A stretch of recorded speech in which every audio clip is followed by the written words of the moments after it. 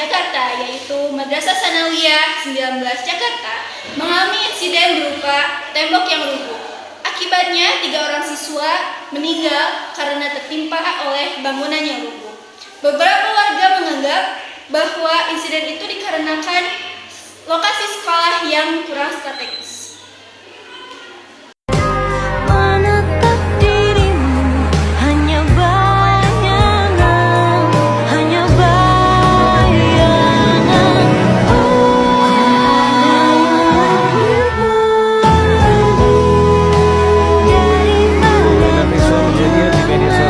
Saat mengkritik tembok MTSN 19 roboh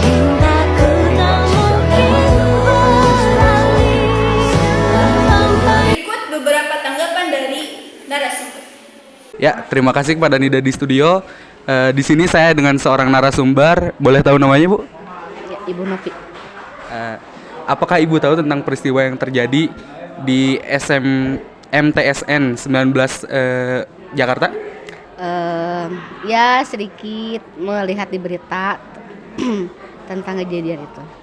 Tanggapan Ibu tentang itu bagaimana, Bu? Ya tanggapannya sangat memprihatinkan ya.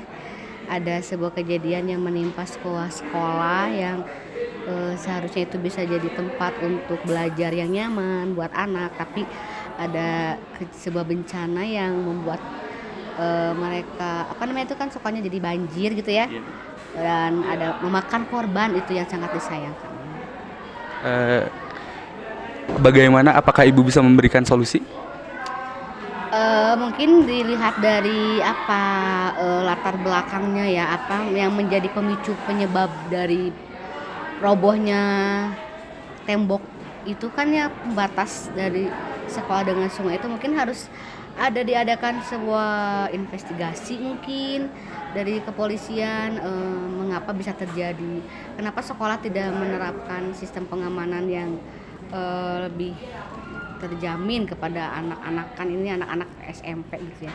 Terus kan kita tahu bahwa itu kan menghadapi musim penghujan, mengapa tidak terpikir mungkin dari pihak sekolahnya, mungkin ini bisa menyebabkan sebuah kebanjiran. Nah, kayaknya mungkin nggak sekali 2 kali, mungkin ya pasti udah sering terjadi. Nah, mungkin solusinya dibangun kembali sebuah tembok yang mungkin lebih ini lagi kokoh lagi ya, dengan besinya mungkin yang lebih berkualitas dan juga ukuran itu ya? Iya. Diameternya. Iya, diameternya biar lebih kokoh, lebih padat lagi, dan bisa menjamin keselamatan terutama bagi anak-anak walaupun di musim penghujan. Sudah, Bu? Begitu saja? Ya, mungkin itu saja, dan juga mungkin peraturannya juga harus diperketat. Misalkan kalau musim penghujan, ketika memang ini tahu area sungainya agak deras, lebih baik anak-anak jangan ada yang bermain di area itu. Jadi harus dievakuasi, mungkin dipulangkan lah atau bagaimana sehingga lebih aman gitu. Ya, gitu saja. Terima kasih, Bu. Sekian laporan dari saya. Kembali ke studio. Ya, selamat siang. Terima kasih kepada Nida di studio. Dan saya sekarang bersama narasumber yang kedua. Selamat siang. Apakah saya boleh tahu nama Ibu? Ya, boleh. Nama saya Arasi Nur Ilahi. Apakah Ibu mengetahui tentang peristiwa yang terjadi di MTSN 19 Jakarta? Ya, sempat mendengar kabar itu bahwa di MTS itu tuh bentengnya roboh ya. Kalau tanggapan Ibu terkait peristiwa tersebut bagaimana? Pertama, sedih ya sebagai pendidik juga, bahwa melihat korban-korban tuh banyak yang generasi penerus. Itu sih. Kalau saran dan solusinya buat kedepannya supaya tidak terjadi lagi seperti ini, saran dan solusinya, kalau misalnya itu kan bendungan ya, sebaiknya kalau misalkan bendungan itu bangunannya itu diperkuat itu agar tidak jebol. Dan apalagi kalau misalkan kawasan situ tuh kurang strategis untuk sekolah pendidikan, harusnya mah bangunannya jangan di situ gitu, atau bisa pindah ke yang lain. Baik, terima kasih atas waktunya.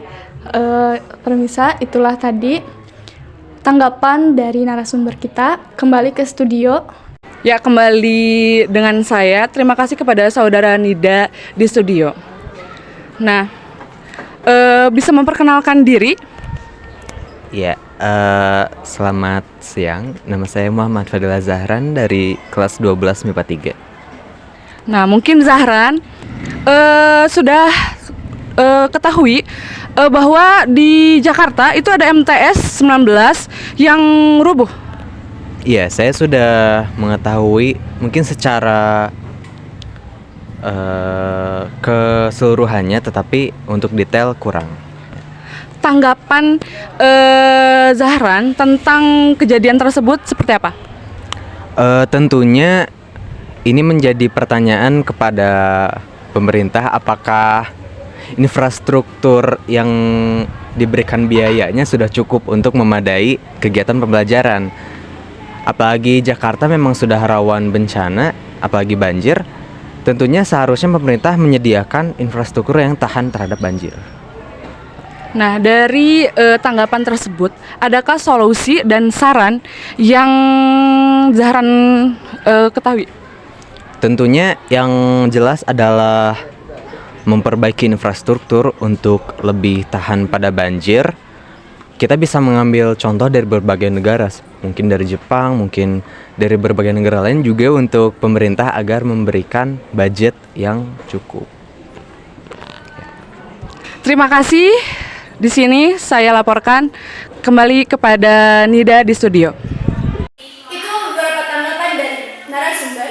Terima kasih telah menyaksikan berita kali ini. Sampai jumpa di berita selanjutnya. Wassalamualaikum.